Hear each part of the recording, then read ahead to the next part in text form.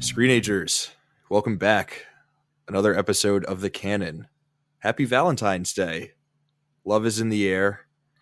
So there's good feelings all around, good vibes. Everyone's spreading love. You know, their hearts and candies being shared.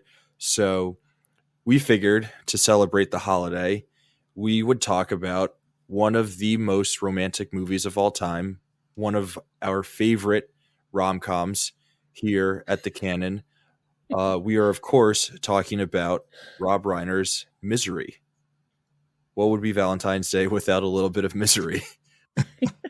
We've got an absolute murderer's row of Saw writers to talk about this one. Ladies and gentlemen, screenagers, please help me welcome Duke, Bob, Ramona, and RJ to the proceedings today.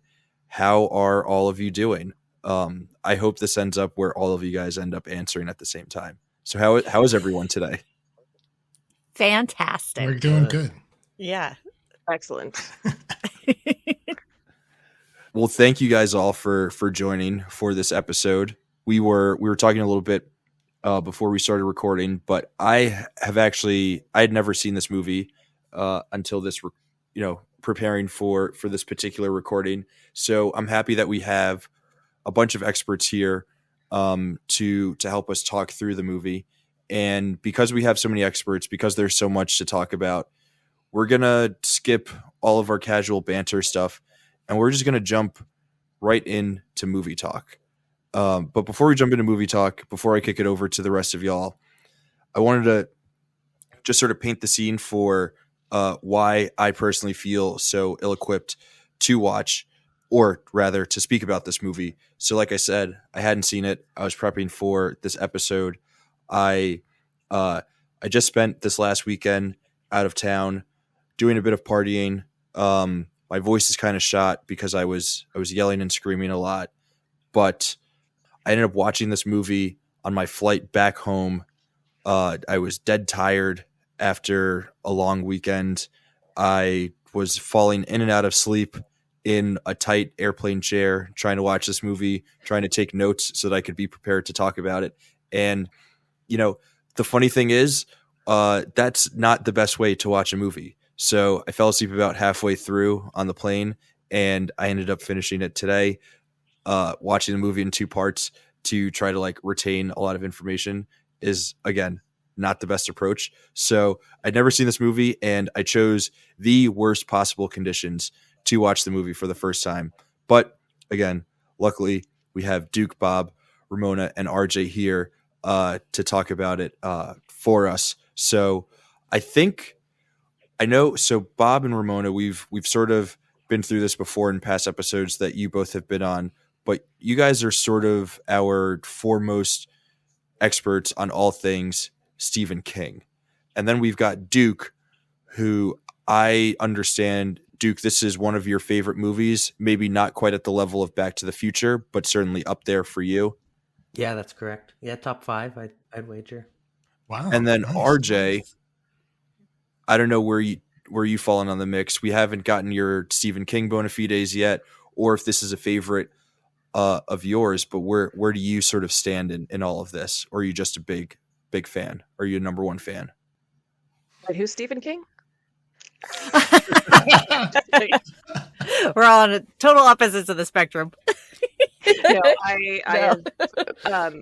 I've been a Stephen King fan, a book fan, since I was in high school, I guess. And I guess I was an overambitious teenager because I started with The Stand, but I have not read a lot of his newer stuff, but everything that came out around the time of Misery and before, I am a big book fan, and so there's several, to many of the adaptations that are not the highest quality movies of all time, but What? but Again, there are a shock. few that I love, including this one.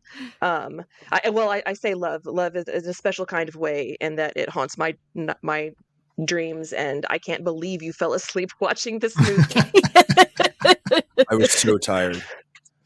I That's got gonna be a special level of 5 hours exhaustion. of sleep the night before. If that. 5 very bad hours of sleep. You got to pick between partying and the podcast. You got to have your priorities. You can't do it. You You can't, can't go do it. party. You can't have a life outside of this. That's so true. Well, he's starting his partying podcast soon, so Right. He's getting his Oh, voice yeah. ready for that. I was prepping for that. So I got to ask. You may have already done this on previous podcasts because I know you guys did Carrie and Shawshank. But what are you guys' top 3 Stephen King adaptations? Oh man. I mean, if feel it like I makes it could- easier, I'll I go. feel like- I'll- Yeah, you Go go. Yeah, Bob. You great. go. So this is actually number 3 for me, Nice. and then Stand by Me is number 2, and Shawshank Redemption number 3. So they all seem like gimmies, to be honest, but those are my top 3. So Those aren't bad choices, to be honest with you. I would say my top 3. Number 1 is definitely Stand By Me. That's the one that I can watch anytime and it still shoots me in the feels every time. Then I would probably say for number 2, I'm kind of stuck between, I kind of change up my ratings anytime anyone asks me. It just depends on my mood. But honestly, number 2 is probably Shawshank. It was on, I think we talked about this on the podcast, but it's on TV all the time. So when it's on, I just kind of get sucked into watching it, and I'm just shocked at how good it is.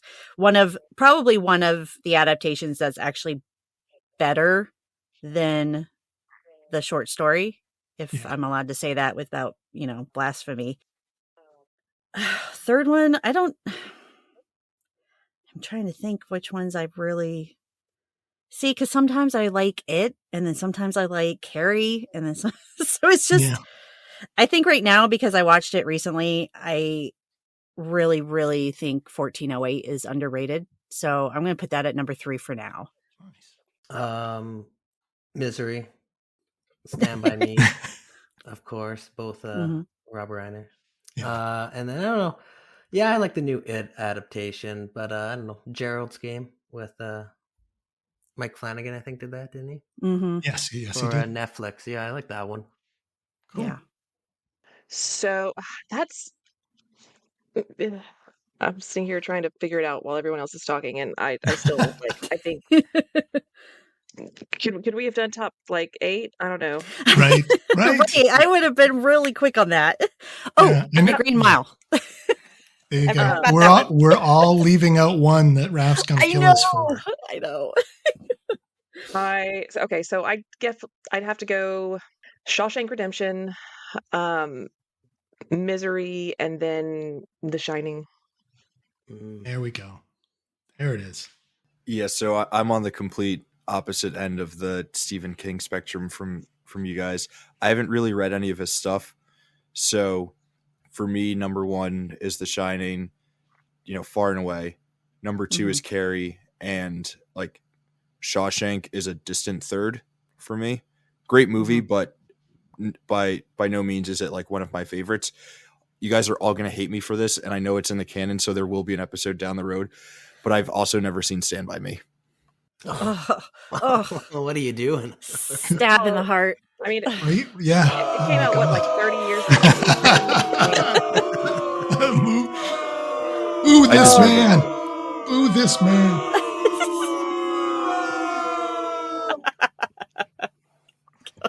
Never seen it. Stand By Oh, Me is boy. so good. It's okay. Oh, God. It's all right. What? Who said it's all right? Bob? Yeah, I'm trying to give him the right, benefit too. of the Keep doubt, man. expectations low. No. That way you're blown away by it. Oh, man. That movie. Yeah, No, I meant it's okay that Raph hasn't seen it. I'm trying to give him the benefit of the doubt. No. We're about to throw hands. I gotta watch that. I haven't seen that in forever. Yeah, I put it in my top 3. Come on. Well, that's why I thought when you said it's okay, I was like, oh man, What is what do you think of the your other problem? Stephen King adaptations? Yeah. Those are your top 3. Look, The Night Flyer should be in the top 5. That's just Oh, all. Jesus.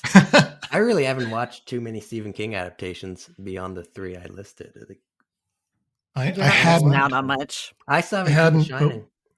still, what? No, I haven't. Have you queued up Scary that was- boo thing again? Yes, sorry. I was asleep at the wheel. Duke, come on. Again. I'm sorry. Hey, that's because Stephen King didn't like the adaptation, so I'm just solidarity with King. Right. True. That's my Yeah. excuse. That's fair. That's why I didn't watch it for a really long time. I said, if Stephen King doesn't like it, I'm not going to like it. Exactly. So Right. it took me a long time to see it too. I got Secret Window on my bookshelf, so I'll get around to some of these. Knock them off the list eventually. Misery is in the top 3 for all 4 of you, right? No, not me. But you know what? I don't know. I'll change my mind tomorrow because I Yeah. enjoyed it so much today that I'll wake up tomorrow and be like, you know what? I think that is a top 3. So tentatively. It is in top 5 for all of you. Yes. Oh yeah. Okay. I feel Yeah. like that's fair. It's in everyone's top 5 Stephen King adaptations. So Mhm. I think we should talk about why it's in all of your top 5s for Stephen King movies.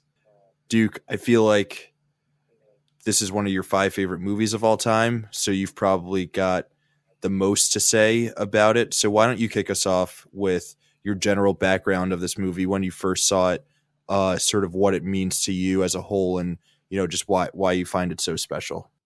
Oh man, when I first watched it, let's fire up the Word document and I'll see when I watched it. November 2018. That was the first time, but I'm a lot younger than all you before you. I think I sat Thank you. around. Sorry, not sorry. Get off my lawn. Surprisingly, no, November 2018 was the first time I watched it. I guess I've watched it a handful of times since then. I just really like movies about authors or writers. So I really like Misery in that regard, I guess. Runtime. Before we started recording, we were kind of talking about runtimes and movies being so long today. I don't know, something about, that 90 minutes to an hour 45, something that like the movies that, they're almost like an editing 101 lesson. Just, Mhm. sometimes you watch some of these older movies that are like 90 minutes and man, I can't think what I was watching recently, but like it just breezed through the story. But everything was there perfect. Where now, everything's just, it seems much like Stephen King's later career, seems like it sometimes needs an editor. It seems like they're a bit too long. Misery it's nicely wrapped up. Everything's there. It's I don't know. Yeah, it's just there's something about Misery, and it's just almost two character setting. That's not the right word, but just focus on these two characters, and I don't know. I just really like it because like it. I like movies with authors, so beside the book's really good too. Mhm. But Yeah. as really, if this even if this wasn't written by Stephen King or based on a Stephen King book, I would still love this book. It's not just because it's written by Stephen King or anything. I first saw Misery, I think I was 12, because I know this came out in 90 and my parents had it on VHS. And like most of my early memories of horror, it was my parents watching the movie and me just being there and watching it, probably when I should have been. But I recall watching it at that young of age, although I did not enjoy the ankle breakings. So that was it for me for a long time. I never saw the ending of it after that. But then I saw it again several years later when I was more of a mature teenager and really enjoyed it. I had actually seen the movie before I read the book, obviously, but got the book, read the book, loved the book. So it's just always kind of been there in the back of my mind. I have a thing about collecting Stephen King novels with different covers. And so I have many miseries, and I'm very proud of all of them because I just that's love awesome. it. Yeah. And I think that in terms of Stephen King adaptations, one of the reasons I enjoy this so much is because it's very faithful to the book. So I think that so many of his adaptations get kind of butchered by Hollywood. But this one, I thought the additions to it and the subtractions to it kind of helped it improve. So watching it again today kind of reminded me how good a storyteller Rob Reiner is. I don't know that he's done anything really recently of, anything notable. Hey, I when could you be have wrong. like a 6-year run of all Yeah. classics, Yeah. Oh you God. I you mean, can retire. yeah, I love Rob Reiner as an actor, as a writer, as a director. I think he's great. I was kind of looking through some things today about this movie after I finished, and I had forgotten that William Goldman wrote the screenplay, who Right. also wrote The Princess Bride. A lot of the same Oh. producers from a long stretch of Rob Reiner's movies also produced this. So I think just the quality, if you look at his early, filmography as a director, it was just like hit after hit after hit.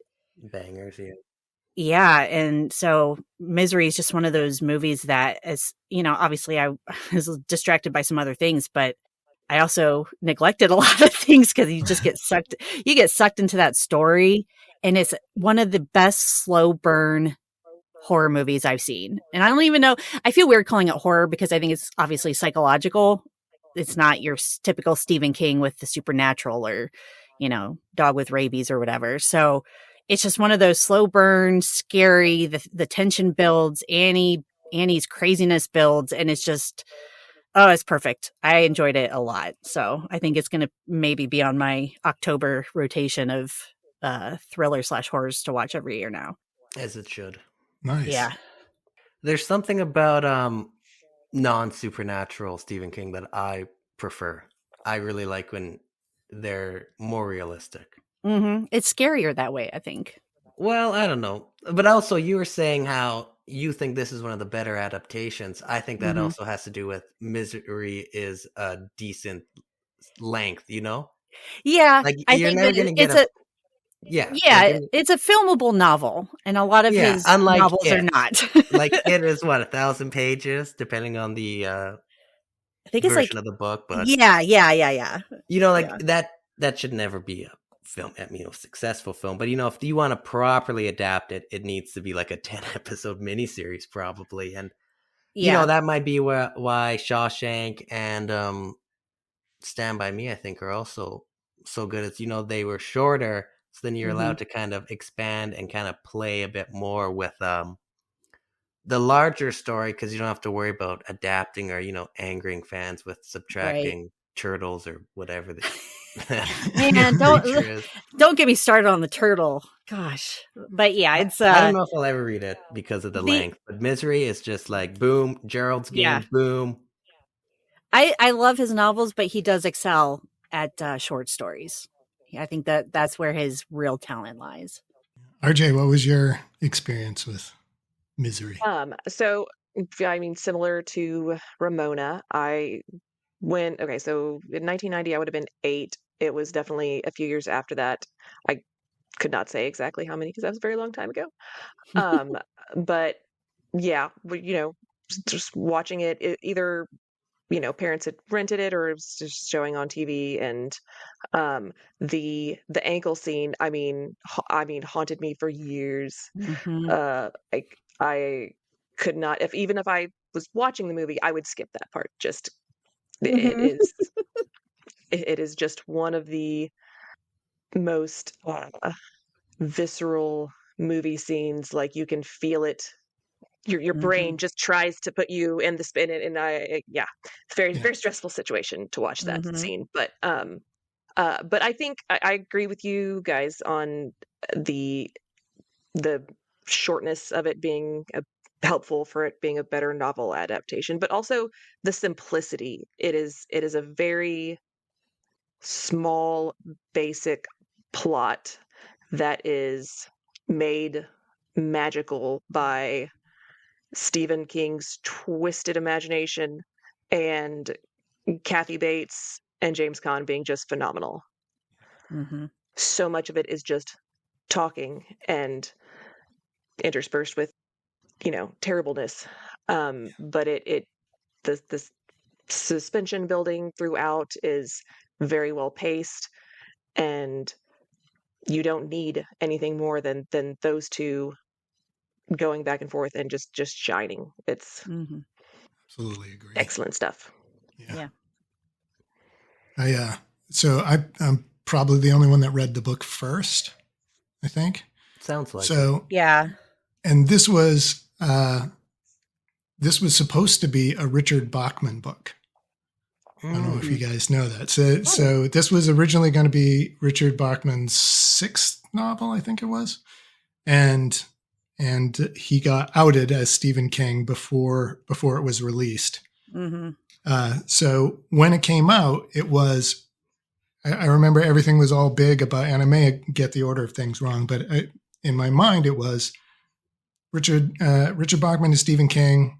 Nobody's been able to find any Richard Bachman books because they were all short print runs, and it was before the big collection of his of those books came out. So this was my first opportunity to read Stephen King as this other guy, Mm-hmm. and I remember burning through it like in a day, and I was reading so fast that when I got to that scene in the book, which is way gorier in the book than it is in the movie, actually. Oh, yeah. Whew. I actually yelled out loud. It's like, ah! And never do that reading a book. I mean, you're in control of the pace and everything, but my reading had gotten ahead of my mind's comprehension of what I was reading. Yeah. So I was excited to see the movie, in part because that was a book that had got me so well. And as I had heard that they had toned it down, I was like, wow, Yeah. I watched a lot of gory horror movies. I was looking for an axe, but the sledgehammer, I think, was worse. I think it was absolutely worse. Just the way they set it up was perfect. And I saw it in the theater and came out of it going, so Rob Reiner has to do all Stephen King adaptations from now on, because he'd already done Stand By Me and he'd done this. And I was like, nobody else is allowed to do it anymore. Sadly, he wasn't allowed to do it anymore either. So, but it's been in my mind as one of the great Stephen King adaptations since then. So, yes. While on the topic of the the scene, let's just talk about it, because I feel like that's the big sort of draw of this movie. That's the moment that everyone knows, and for me, having never seen it, it totally lives up to expectations. So just curious what your guys' thoughts were, the first time, like the first times that you had seen it. Were you expecting it? How did it sort of affect you? Like, what do you think of the whole thing? Duke, why don't you tell us how you feel about the infamous scene? Yeah, I mean, I believe on Screenage Wasteland, we have a series called That Scene from so-and-so movie, and I believe the hobbling scene is that scene from Misery. It's something, your mind immediately goes to when the film gets brought up. Mm-hmm. And I mean, Bob just kind of talked about the book version. The book version, she chops off one of his foots or something. I remember reading the book and thinking that the film adaptation seemed a lot worse, in the sense that, I don't know, she really butchers his legs up. Oh, yeah. It's God, you just watch, and then doesn't she end that scene by saying, like, God, I love you? Yes. Yeah, like it's just it was like a romantic. Yeah. It's a combination of, like, I don't know, she's just like so into it. It seems like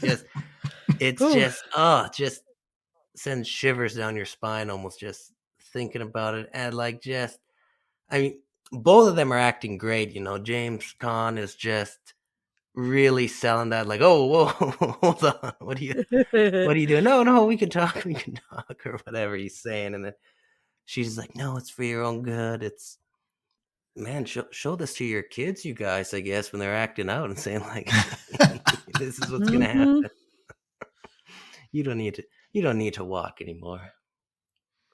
Oh, Yeah. I don't know. It's the scene. I mean, we were just talking briefly about, It adaptations cut the turtle, but you couldn't do Misery, I think, without this scene. No. You Oh, need no. this scene. It really sells home, I think, the danger Paul is in as well, because up until that point, it is a kidnapping, but she hasn't really done anything nothing violent really at all. She's lashed out, kind of she has anger issues, we learn, but like this is the first instance where it's like, oh yeah, she'll like kill this guy if she gets too worked up. Yeah. Yeah. Absolutely. And in the book, of course, there's one more moment of violence where she like cuts off a thumb or something like that. Oh yeah. And I'm glad that they I'm glad they took that out, because I do think it diminishes the power of this scene, because you don't need anything else to know that this person is absolutely bug shit, Mm-hmm. just Yeah. cockadoodle bug shit. So yeah. Cockadoodle. And it's one of those things that I feel like if they had kept the axe and I think that she only, in the book, I believe she only cuts off one of his feet. Yeah. Not that makes it better, but I feel like watching that in the movie, it would almost be like for shock value, even though it's in the book. And it's just gruesome. It's gruesome. It's bloody. Yeah. It's gruesome. He's not completely, I mean, he's missing his foot, and she, I think she uses a blowtorch or something on his ankle. Yeah. It's been a while since I read it, but I remember those very clearly. But the sledgehammer and the ankles, to me, like RJ mentioned earlier, I mean, how it haunted her. That scene sticks with you. Now, if I see an axe and he loses his foot, I'm gonna be like, oh, that was gross. And then I'm going to forget about it later. But this one was just so, I don't know, because she's hurt him before, but never to that extent. And it's right. shows her. I mean, the great thing about Kathy Bates in this is her building from kind of funny, quirky, to she's a little odd, to batshit insane. And it's this scene that you're like, he's going to die if he does not get out of that house. And there's just something about it, the way they played off each other. When you say Misery to anybody, that's going to be the first scene that they remember. And honestly, like RJ mentioned, I watched it today and I did kind of fast forward through the actual part, because I can't do it, which is weird because I love horror movies, but I can't listen to the screaming of the pain. I can't listen to the bone. It's just, it's just really, it's just very harrowing for me and disturbing. Yeah, you can't even look away because the sounds are. Yeah, the sounds. And it's the sounds that really bug me. And I'm like, okay, I just do my 10-second run off here. Get it out of here. But I am glad that they changed it. And I think actually I had read that William Goldman, the screenwriter, wanted to keep that in. And he fought to keep that in. But they're like, yeah, we can't do that. So, and then at the end, he admitted that they made the right choice and that the sledgehammer and breaking of the legs and the ankles were better. I wonder if maybe they changed it, or maybe there were reservations or about doing another scene with an axe after The Shining.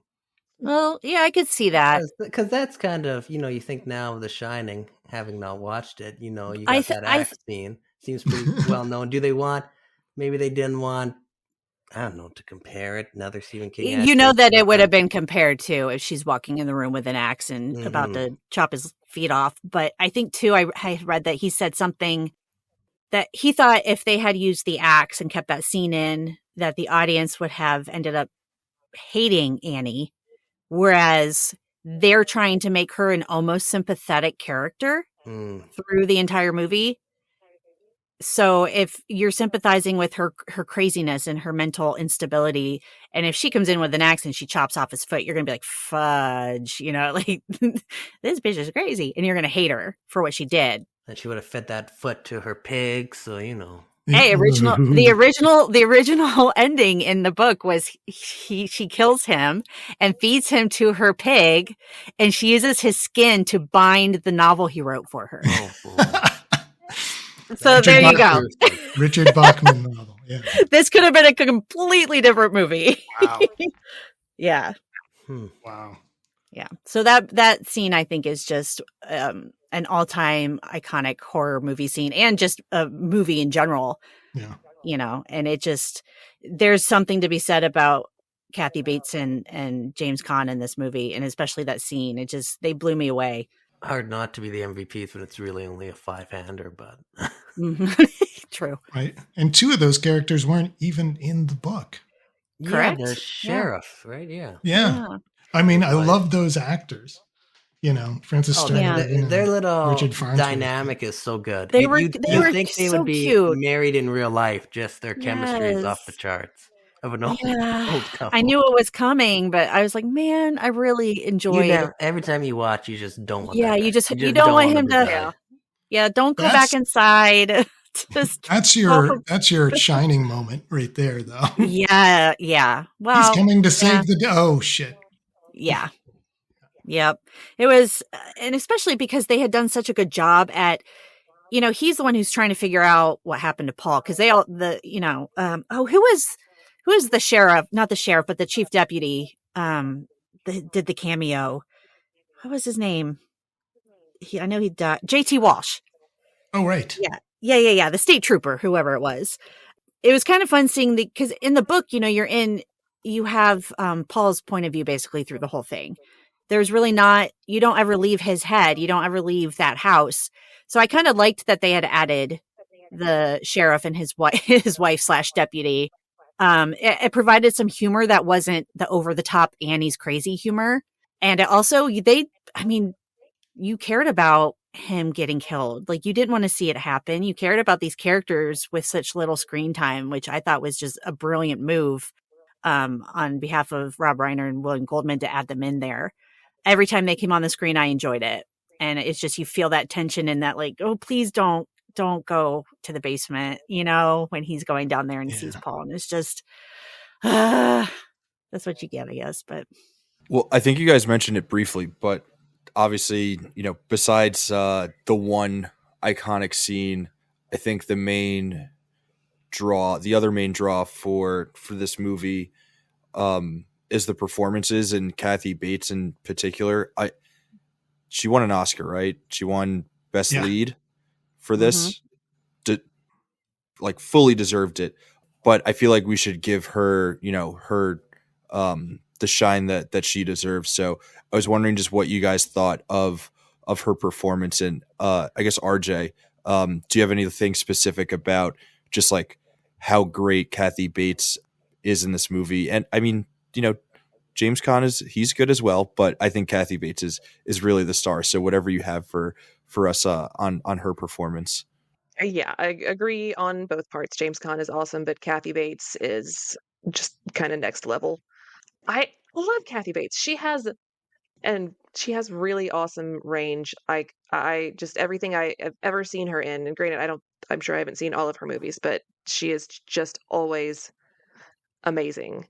And in this, the ability with just like, you know, a like very, very faint changing of the expression on her face, when you can tell when she makes that shift between, you know, I'm, you know, being weird, quirky little number one fan to I'm about to go psycho on you. It's almost eerie. Like, but when she, and this is, I guess, you know, the directing as well, but the moments where I think the first time where she kind of goes crazy when they're talking about the cussing in the book that he had with him in the car, and she just starts ranting and raving. It's like it's just slow build up, and the camera is kind of zooming in on her face. It's just it is chilling.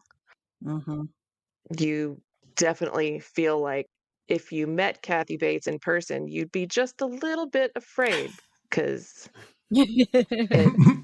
it's almost too good. It's like, well, I don't know. She could be a psycho. I think she's got, incredible range as an actress, and she's been in, I think, a few other Stephen King adaptations because he liked her so much in this role. Yeah. Dolores Claiborne for sure. Yeah, and I know she had a small part in the Stand miniseries from '94. I think it was uncredited, but he changed the gender just to get her in there and be that character, which was awesome. But she's very commanding on screen, and she's always been kind of one of my favorite actresses because of that. But as Annie, there's a fine line there, because if you get the wrong actress in that role, it's just silly, because then they're just screaming and acting weird, and it's just like almost funny in a way sometimes. But with Yeah. Kathy Bates, she makes it funny in a very uncomfortable way. Like, you want to giggle and be like, okay, but also like, okay. Just the way that, and a testament to James Caan, because he's the reactive character, I think, very passive in bed, and there's not much he can do. And just his expressions, his facial expressions, when she starts freaking out about the profanity in his new novel, about when he killed off Misery, and she finds out and wakes him up, and he just has to look at her like, holy shit, but also keep his composure as not to set her off more. But like you said, RJ, when you see that shift in her expression between like, oh, we're friends and you're the greatest person in the world and you're a great author and I love you so much, to just that kind of dead-eyed psychopathy that comes over her, and she just loses her shit. It's so brilliant. And I honestly, I tried to figure out who else they had wanted to get in this role. I knew it was written by William Goldman for Kathy Bates, but I think that they had considered some other people. But I can't, and I say this about everything, but I cannot imagine anyone else doing this role and doing it the justice that she did, and being able to pull it off to where it's scary funny and then just terrifying, as opposed to just being like, okay, this is a little silly. So big testament to her talent for being able to do that. Yeah, absolutely. And like Bette Midler was one of the people that they talked about having for this role. That's right. Yeah, Bette Midler. And that would have been a completely different film. It was Angelica Bette Midler. Yeah. And Warren Beatty, I think. It was Warren Beatty. Yeah. Oh man, that is a different movie. Holy crap. Mm-hmm. Wow. But I'm always impressed that this is her first movie. Mm-hmm. She was a stage actress before this, and having done stage work, you're taught to be as broad as possible so that people in the back row can see what your emotions are. Mm-hmm. And then you jump to doing movies, and everything you do, the most minor thing you do is, 6 feet, your eye is 6 feet tall on the screen in a movie theater. So you've got to be as subtle as possible. And she's so freaking subtle with her expressions and how she changes her mood, and even just little moments where like she loses focus. You're like, oh, she's not quite right in the head, is this? And that's well before the whole, yelling, you dirty bird, and all of that stuff comes up. So yeah, that she basically stepped into a movie, her first movie, and blew it out of the park with an Oscar-worthy performance. It's just stunning. So yeah. Mm-hmm. It doesn't happen that often. No, and James Caan is great, especially playing against type kind of here as a more passive character instead of a tough guy. There's a part of me that's like, is this kind of a nightmare version of Elf, where he's kind of, yeah, got to deal with this crazy person who comes into his life, but he does great too. And I honestly believe every moment that he's supposed to be in pain, I'm wincing because I believe it. I believe it every time. Yeah, he's great as well. But she absolutely knocks it out of the park. I didn't know that about her doing stage acting before. But so with that, Bob, I don't know if we were talking about this. I think we were talking about this off mic, but I just looked it up because it was sort of just creeping in the back of my mind. But I had to look up the original aspect ratio of this movie because as I stated before, I started watching it on a plane, and on the plane, it was in more of like a box aspect ratio. But then I finished the movie today at home, and I watched it through like my cable service, and it was more fit to TV screen.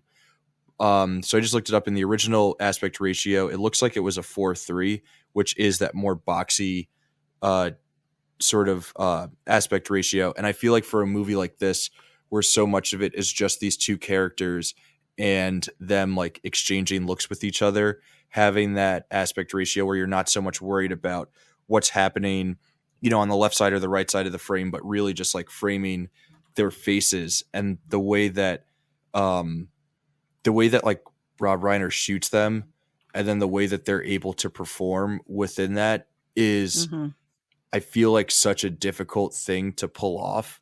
And I think we've talked about this before on the show, but great cinematography isn't just like pretty colors and, you know, a picture that you want to like frame and put above your couch. It's like using the tools of the camera to tell the story.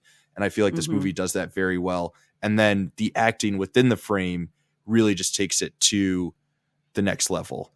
So, I mean, I guess we could also just talk about like the claustrophobia of the movie and the setting and the limited number of characters. So, Duke, I'm going to kick this question over to you first, and then feel free to pass along to whoever. But do you feel like this movie could also read as a stage play, or do you think like because of the tools of cinema that are used, do you think it ultimately can like only be made in this format? Well.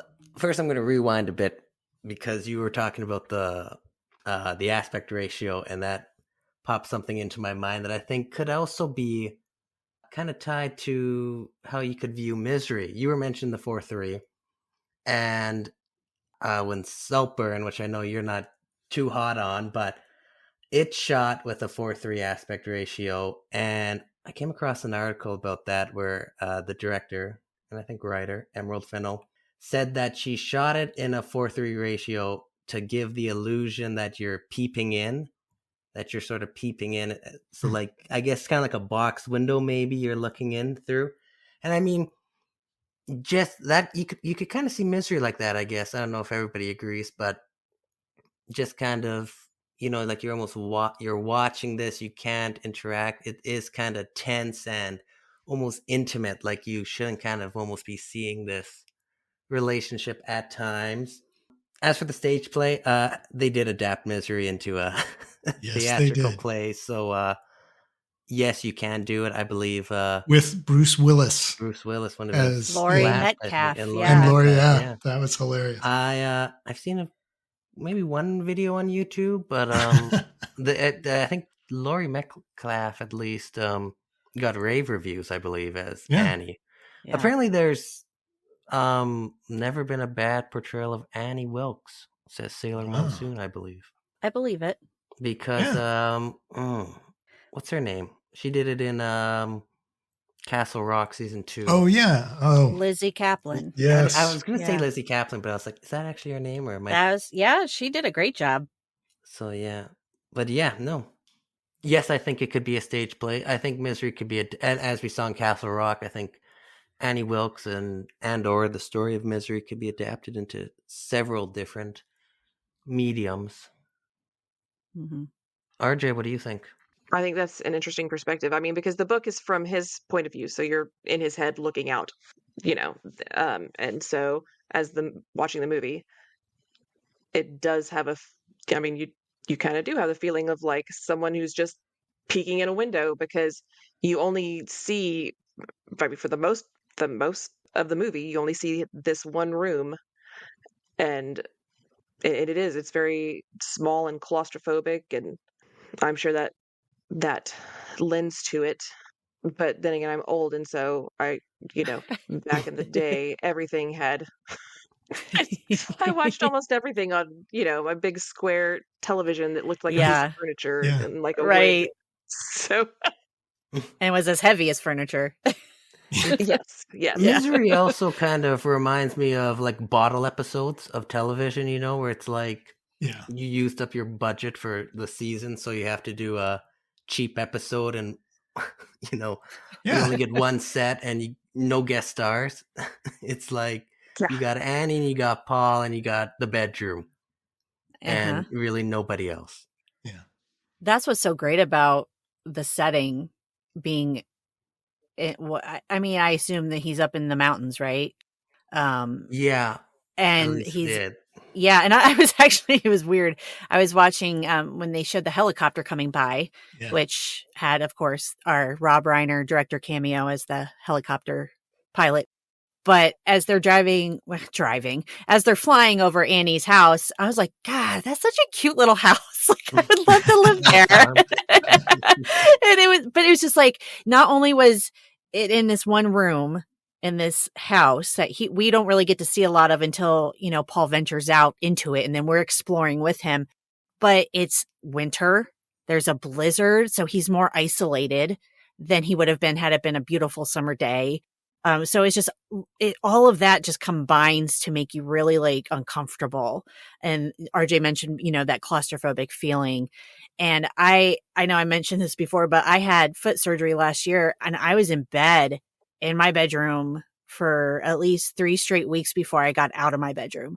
And it is the worst, most cabin fevery feeling to have.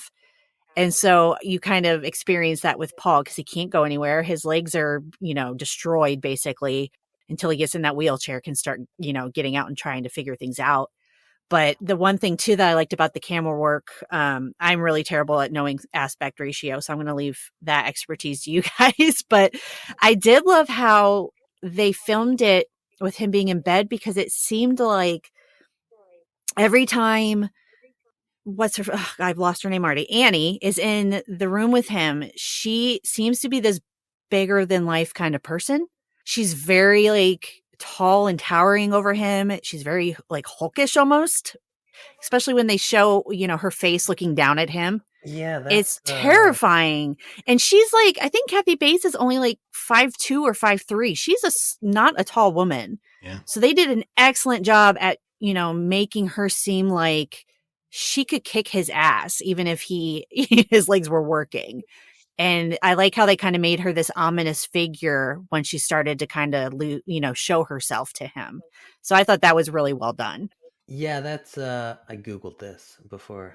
I'm not going to say I have film knowledge. A slow upwards tilt could be very effective in making a Oh, yeah. subject appear bigger or more They did significant. fantastic because Yep. every time they showed her from his point of view, I was like, "Oh Jesus!" Well, I was like, this- it also represents the situation too, because I didn't have a chance to rewatch it before, but I'm assuming when they go from her perspective, they're looking downward. So of course, Mhm. Paul's looking small because he's in a weaker position, and then when you look up at Annie, of course she's got all the power, so she's kind of Yeah. presented as this larger than life Yeah. figure, the kingpin. Yep. Okay, so I looked it up again, and I'm getting conflicting reports. Now I'm seeing that it was shot in I a was wide gonna format. I was thinking it's a bit weird that they shot a film intended for theaters in the 4:3 aspect ratio, but Yeah, I I mean, it wasn't makes gonna. sense for my theory of, it's all about the people. You want it to be a little claustrophobic. You just want to focus on faces, but I think you probably watched a cut that had been maybe edited for television, That's because possible. back Yeah. then you would have still had the box Mhm. TVs. Yeah. But then if you watch a movie that was shot in a 4:3, edited for television, it'll then stretch the like stretch Yeah. And the you'll lose format part of it. to Yeah. TV, so Yeah. you'll lose like the top and bottom. It's like when Right. like IMAX format gets switched to just like a regular wide format. But either way, very good movie. Shot very well, right? Like everything that you guys are talking about, where pretty much every shot of hers from a low angle, asserting her power within the dynamic, everything of him, it's sort of looking down from like a low or from rather a high angle to show that he's powerless in the situation. Really simple but effective tool of filmmaking in that regard. The last question that I wanted to ask all of you guys before opening up to any topics that you all wanted to bring up is just sort of the whole idea of fan culture, super fan culture. I feel like it's really different watching this movie God. in, Yeah. 2023, 2024 than it is watching it in 1990, 1995, 2001, right? Like, we live in a time where fans have so much access to writers, directors, Mhm. actors, producers, all of that stuff, to the point where, our voices are probably heard maybe a little bit more than they should be, Mhm. to the point where we demand certain kinds of stories be told by, again, these creatives, these creators. And in many ways, it hinders the ability of the creators to make the best work that they can make. So I was just wondering what you all thought of that whole dynamic. And Bob, I kind of want to get your thoughts on this one first. I hadn't really thought about it as much as you're talking about it now, but for some reason, the internet, when it started, and like Usenet in the 1990s and those sorts of things, and direct access to creators was such a new and positive thing. Like we're huge fans of George R. R. Martin's Game of Thrones, the books, because that's what we started reading in the 90s. And Usenet and the internet was so new. I was able to write to George R. R. Martin directly and buy a copy of the first edition of a Game of Thrones and have it signed personally to my wife. Hmm. And that was awesome. Yeah. But since then, I feel like the internet has revealed fandom to be a little bit like Annie Wilkes in this, to kind of wrap it in that we all started out relatively bubbly and innocent, and isn't this great that we are able to interact with our heroes, and now we're at the point of demanding things from our heroes and being kind of scary about it, and being loud and weird about it. So yeah, absolutely. This is we're in a weird place now with fandom. Even as fans, we're kind of scared of other fans now a little bit. So yeah, it's interesting to look at this film now compared to 3 decades ago now. So yeah. I mean, take out the hobbling scene and Annie would be normal compared to today's You are correct. standards. Kidnapping, Yeah. just Annie's personality minus the hobbling and kidnapping. She'd be normal. She's just another angry fan online. I mean, she's not happy with the ending of Paul's latest. Is her name Misery in this? Misery Chastain. Yeah, Misery. Yeah. Misery's, and of course they demand. She demands a new sequel. Hashtag release the Snyder Cut. Hashtag redo The Last Jedi. Hashtag hashtag redo Game of Thrones season 8. Yep. God. It's the entitlement of fans, especially like you mentioned with social media. We're closer than ever to the people we, might look up to or respect. And, by some lucky chance, if they respond to you on Twitter, is like the best day ever. And which is kind of sad. It is very, very sad. It's very sad when people get when I see, a random person, I they liked my Twitter, tweet, and I'm like, that's and great. it's like, that made my life, the what? highlight of my life was meeting Paris Hilton one day on the street. Jesus. And it's like, oh, really? It's like, but I think also, it's kind of like 1990 to 2024, very different in terms of not only fans, but the idea of brands. Like Misery, we're talking about a 7-book series. It was like a romance, historical romance. Paul chose to end Misery. Now, it's not like George Lucas ended Star Wars, but then he sold it, and now Star Wars will never end. Marvel will never end because it makes money. because it And makes it's money. yeah, Ghostbusters, Transformers can have a bomb, but they're gonna do another Transformers just yeah, because once upon a time they were making $1 billion each. Yeah. Nothing will ever end. And in that regard, you do side with the Annie Wilkes of the fandom in the sense that everything you once loved will sooner or later be milked and worthless and hold no meaning. yeah. It's just And like, when that one thing is your entire life, like it seemed like Misery books were to Annie. No wonder she flipped her shit when she read that Misery dies in childbirth or whatever it was. So it's Yeah. you, and then she demands a rewrite or to bring her back to life, no matter how ridiculous. When she is describing how he first she tells him the way he initially did it is wrong. It doesn't make sense because she remembers everything. That was the best story she told when she was at the movie theaters, like, watching the Yeah. chapter movies. yeah. And he comes up with the whole bee sting, put her into a coma. And she thought that was brilliant. And I was like, oh my Genius. gosh. The story plots that I have seen in some TV shows or whatever are just as ridiculous and people love it. It's crazy. This book / movie was way ahead of its time. And one thing I really love about the discussion about, psychotic fans or fans who go too far or feel entitled to that person. It's Stephen King wrote this book as his own, is very dear to him because he wrote it about his addiction. Annie Wilkes is the cocaine and the drugs in his life, his alcoholism. But he also wrote it because I believe he wrote The Eyes of the Dragon. And Bob, feel free to Yes. correct me if I'm wrong. But Yep. he wrote No, The Eyes you're of the absolutely Dragon, right. which is, a fantasy novel. It's not horror at all. And his fans rejected it because it was not horror fiction. They want horror fiction. And he felt very tied down to this genre.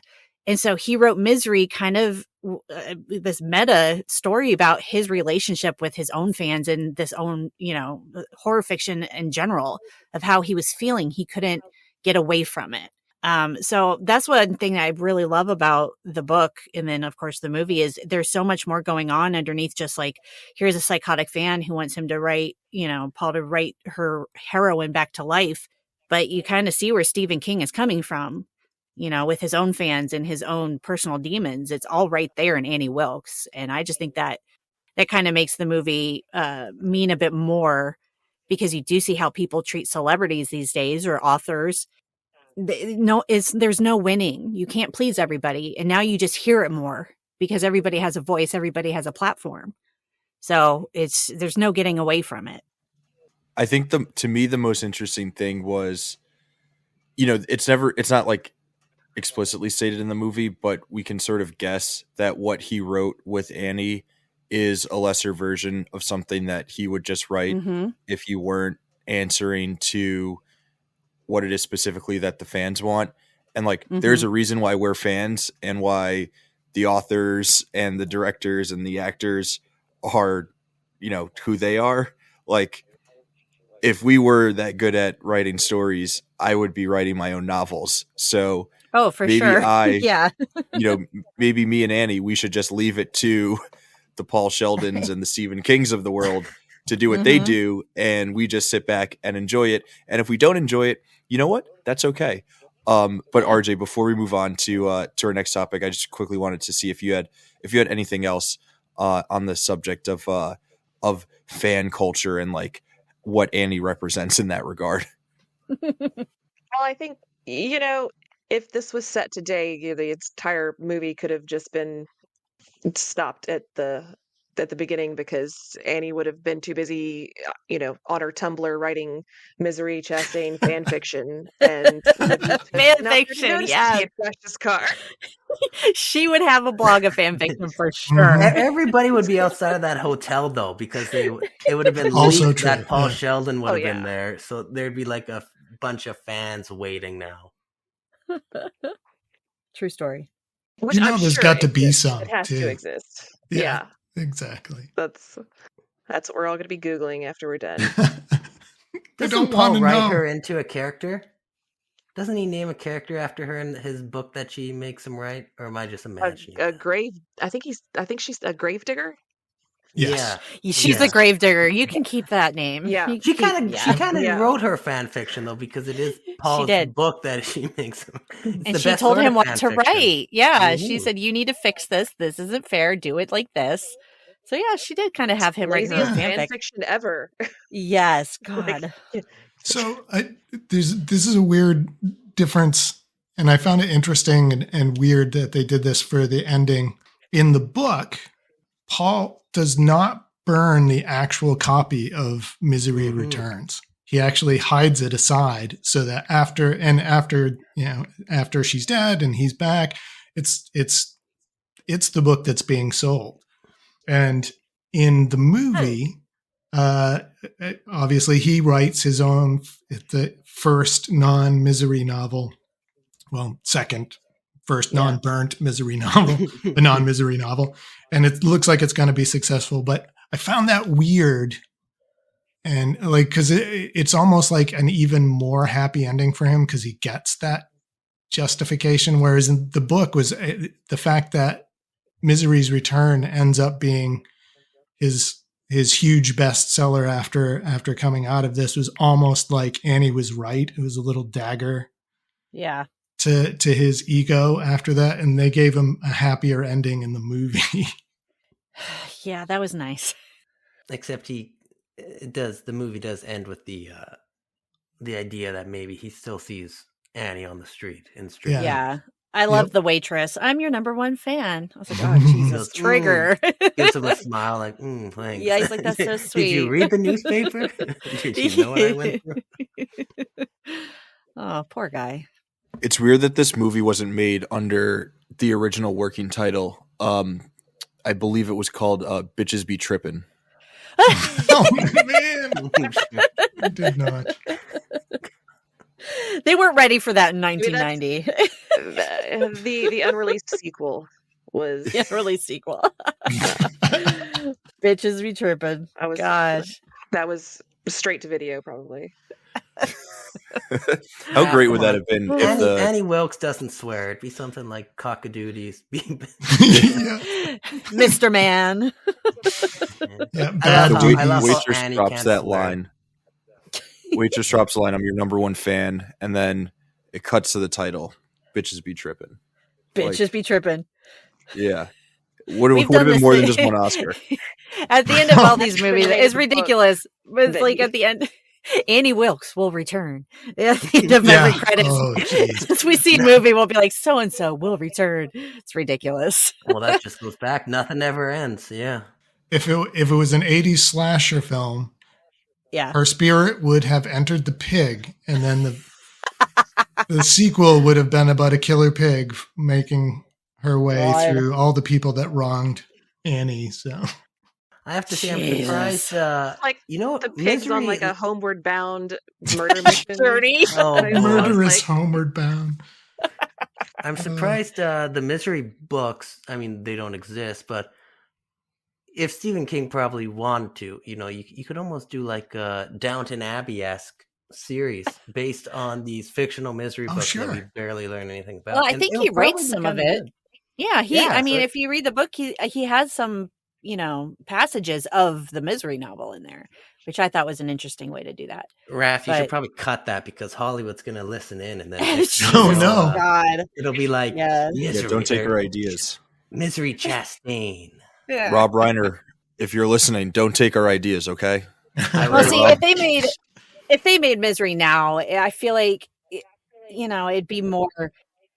Annie wouldn't be exactly like Kathy Bates. She'd probably be skinny and hot in a crazy way, and maybe I'm just being cynical. But I know that I had read that they had asked Michael Douglas and William Hurt and all this to be Paul, but they didn't want to be submissive to a homely looking woman. They have the femme fatales of Glenn Close and Fatal Attraction and everything. And that's what people want to see, is the sexy, hot, crazy bitch. And Annie is not she's crazy. And I don't want to say that she's not hot. I think Kathy Bates is a very lovely woman, but she's got the jean, dress and she's wearing a cross, and She's very Christian-y, sort of. Ramona, are you a fan? I can't remember. Are you a fan of How I Met Your Mother? You know what? I'm going to just make it short because I'm about to go on a rant about How I Met Your Mother. Oh, no. I enjoyed How I Met Your Mother very much. It was one of my favorite shows until the last season, and I have not watched it since, and I will never watch it again. That aside, you are familiar with the hot crazy scale then. Yes. The hotter she is, the crazier she is. Yeah, you could be equal as crazy as you can as long as you were equally that hot on the scale. Yes. I remember that. Yes, where Annie is slightly, at least in the Kathy Bates in the movie, is slightly more crazy than she is in that movie hot. But yes, I would not call Kathy Bates homely or whoever you were. Right. Well, saying, compared to what's his face? Glenn Michael Douglas Close. was saying, yeah, Glenn Close. I mean, Glenn Close and Fatal Attraction. Oof, yeah. That kind of character, I kind of feel like would be the one everybody wants to see, but that's just I don't think that makes it just wouldn't work. But she can't be hot in Misery. No, because then you would sympathize with her too much. Because then Paul would be like, you know what? You're hot, so I'm going to stick around. Raph says bitches be tripping, but there's something... men be tripping over crazy women. Like, there's something about a hot, crazy woman that men just... We can fix them. I don't know why, but... Oh my God, please. Those are solely Duke's thoughts. You need to put a disclaimer at the beginning of this episode. He does not represent the views of the other men on this show. Bitches be tripping. Somebody needs to write that so I can read it, please. I'll get to work on it. Get some fan fiction going. My next hungover flight, I'll start writing bitches be tripping. See, now you said you were just tired, but I was about to say you were hungover, but I didn't want to make assumptions, but you just said it. So now we all know. Yeah, that's fair. Misery deserved better. Who deserves better? Misery. Than Raph watching it hungover on an airplane. Okay, I was like the character in the 4:3 aspect ratio. When you're feeling better, you should just sit down and watch it from beginning to end and kind of get a fresher view of it and see what you think. Oh yeah, absolutely. I mean, I still enjoyed it. I totally see why it's in the canon. I totally understand why people love it the way that they do.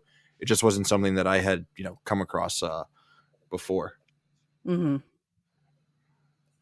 So before we get into recommendations and all that good stuff, any other specific, topics or items about Misery that any of you guys wanted to bring up? I just wanted to give a shout out to that scene, which is when Paul first unlocks the door and gets out into the house. Mm-hmm. And it's subtly tense for the entire time that he's out there making, you're worried about him getting caught and stuff. And then Annie shows up. And he's got to try and get back to his room. And you're like, this house is small and tight. And there can't be that much tension to be had in a guy getting from, 20 feet from one room to another. And it's as tense as any thriller movie. Him trying to get into that freaking room before she shows up. Yes. Man. That whole scene was very tense. You just know he's screwed anyway because he puts, the porcelain penguin back the wrong direction. The wrong way. And they linger on it so she's going to pick up on it. Mm-hmm. That and the wine scene also. When yes. Wine, that's just like, you're just like screaming in frustration. You're like, come on. No. You got to hand it to him now. The Dom Perignon. Oh my God, that killed me. But you got to hand it to Paul, though, because James Caan did it so well, like pretending that, you helped me get Misery back into the world, and I love you. And you see it in his eyes that he's like, this is bullshit. God help me. But he sold it, and that's how he, survived. So I think, I know that Kathy Bates gets all the accolades, and deservingly so, but I think James Caan is very underrated in this movie with how he's so restricted in his acting that he can really only react with his expressions and his voice and everything. And it's just, he does such a great job. So good. Anything else that you guys, that we maybe didn't talk about that you guys have? I mean, we kind of all know, based on the memory book, that she's like a serial killer, right? Right. Well, yeah, I mean, Yeah, if strangling Yeah. babies is Hospital. called Wait. serial Killed her, killing, I killed her guess. Yeah. dad, Oh, killed What? another a serial killer. I feel like RJ keeps getting like, because your voice is so low, RJ, we miss when you jump in. Scream at us, RJ. Oh. It's all right. No, I was just the babies at the hospital. Yeah. She yeah, one of those people. Killing the Um babies. there's Yeah, a she's something else. They call her the um Dragon Lady. what is it? Yeah. Surprisingly, that she's just living her happy life, even though they kind of caught her. It's like, okay. Yeah, she was acquitted because there was not enough evidence. Which fun fact, just because Fun it's serial fact, killers. grab her scrapbook. There's your proof she's crazy. Fun fact: Stephen King actually got a lot of inspiration from an actual nurse who actually killed, they think, up to 60 infants and children. So Jeez. creepy. Janine Jones. And in case you ever want to Google her, have fun. This No. is why when I have kids, I'm just thank you. never leaving the baby Nope, alone. I'm In the good. hospital, Yeah. it's gonna be that's the dad's job. It's just you just walk with the baby wherever it goes Yeah. to make sure that To nothing fight off any shady's rogue happening. nurses. And Yeah. have your Man. hands covering every corner of every piece of Mhm. furniture. Yep. Yeah, kind of weird move by the serial killer to keep a scrapbook of newspaper She's clippings of all the crazy. murders. That's not actually weird because they say one, they always return to the scene of the crime because they can't help themselves, or two, They say, serial killers always keep mementos. It seems. Bitches be tripping. Duke, I feel like you're talking from personal experience. No one watches. You know what you they on say. Netflix? Joe Goldberg? Come on. I mean, I've seen real serial killer documentaries. That's true. So Well, I guess it's not good surprising. thing- It's just funny how she did it. the one good thing about her being Yeah. a serial killer is it's sort of an example of like a good version of equality, right?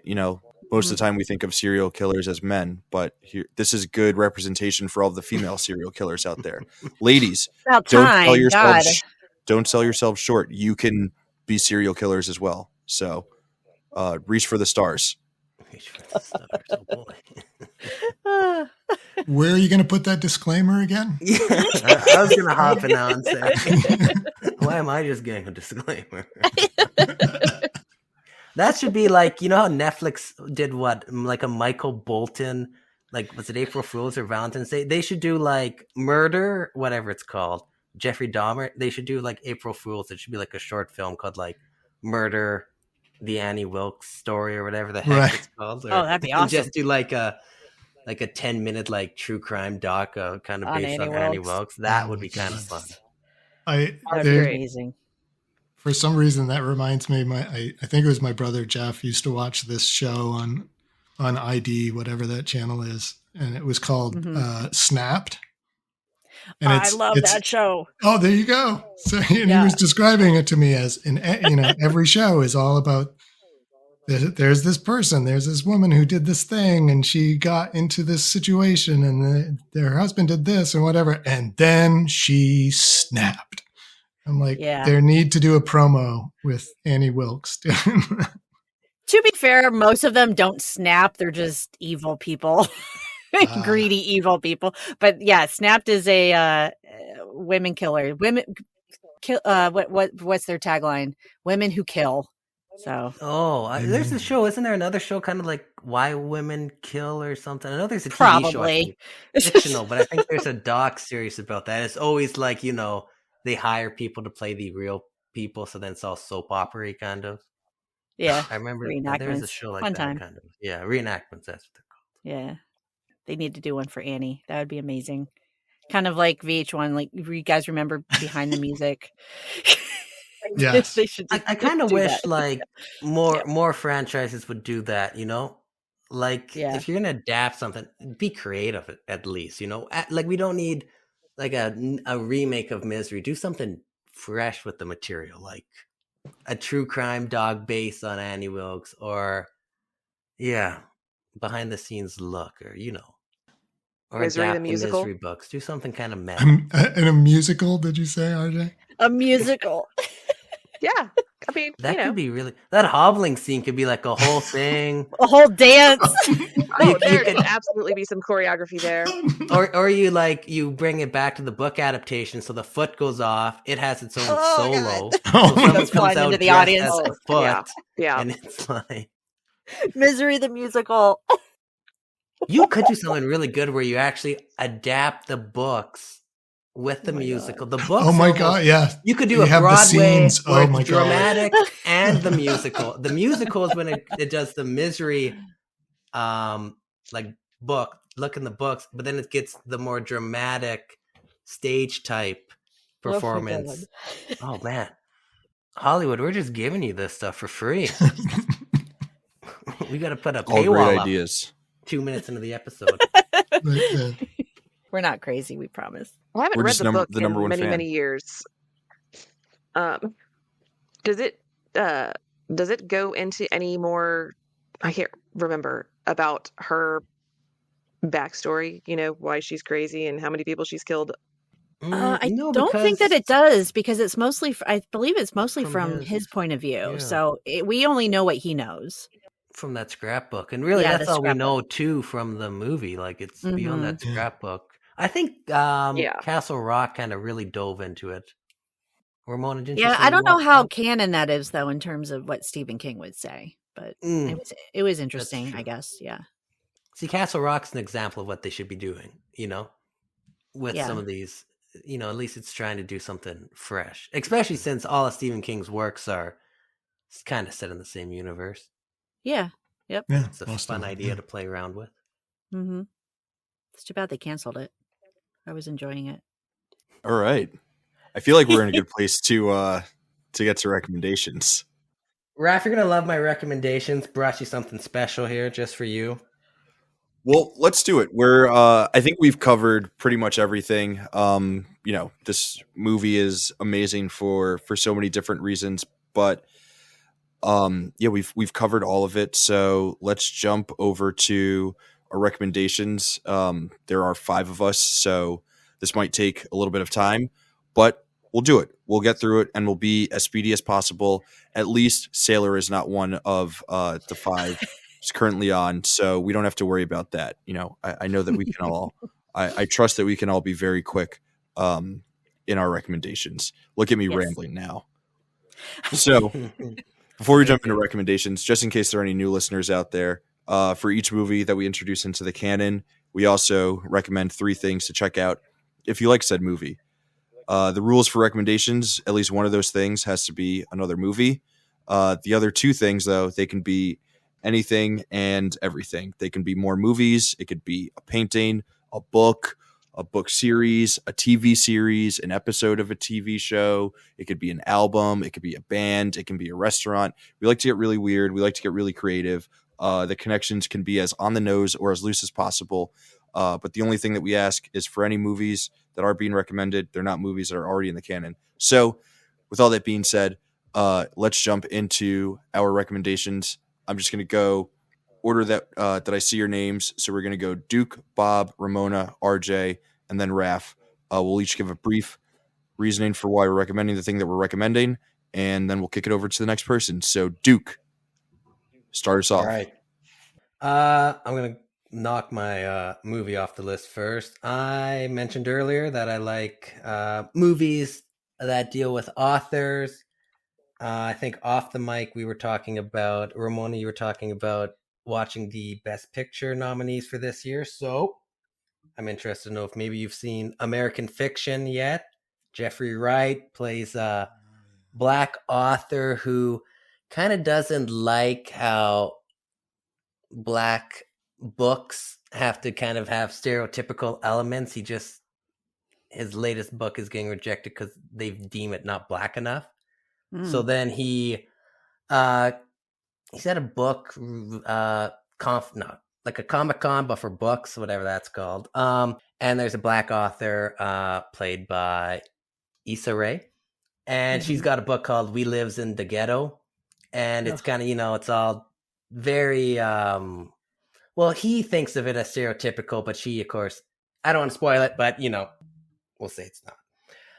Because it gets too spoilery. But anyway, so then he gets angry. He's had a couple drinks. He writes what he thinks the market wants. It's a book called My Pathology, but then he changes the TH to be an F, and then he thinks it's not going to be a hit, and then it does end up becoming, the publishers want it, and becomes its whole thing, and it's really funny. I didn't really watch a trailer before viewing it. Jeffrey Wright's great. Sterling K. Brown is great. It's just funny. The ending is hilarious. One of my favorite endings, I think, of 2023. So, yeah, American Fiction. Not completely opposite ends of genres in terms of this and Misery, but it's a fun time. I'm sure it'll be coming to streaming soon. So, yeah, American Fiction. Nice. Yeah, I'm definitely on the list to watch for sure.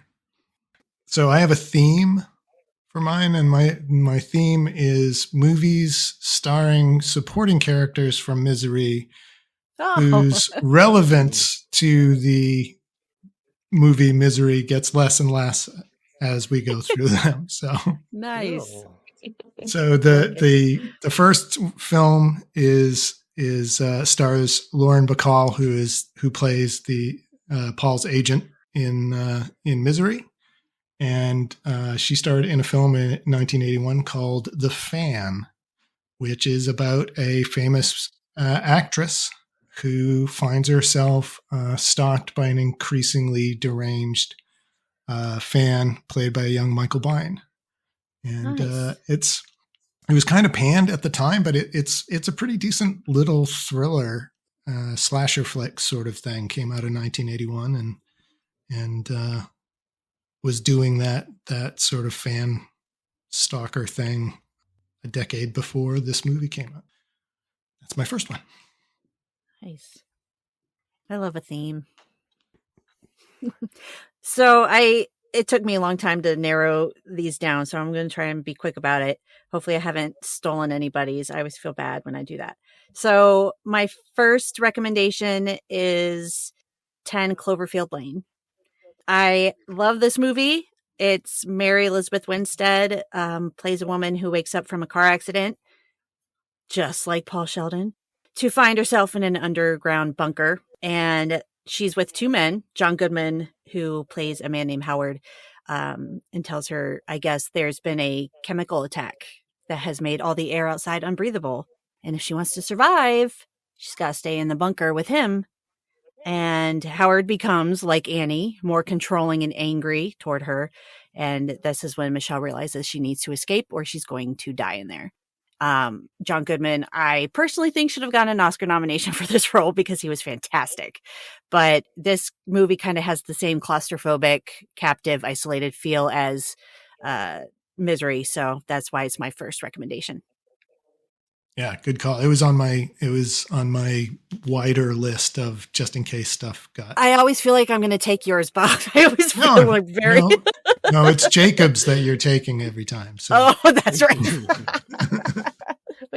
He's not here, so it's okay. So my first recommendation is another Stephen King adaptation, one that we did not mention in the earlier parts of the podcast. At least I don't think we did, but Pet Sematary, which is, it is more on the supernatural side of Stephen King's stuff, but it was the first really like horror movie that I ever watched.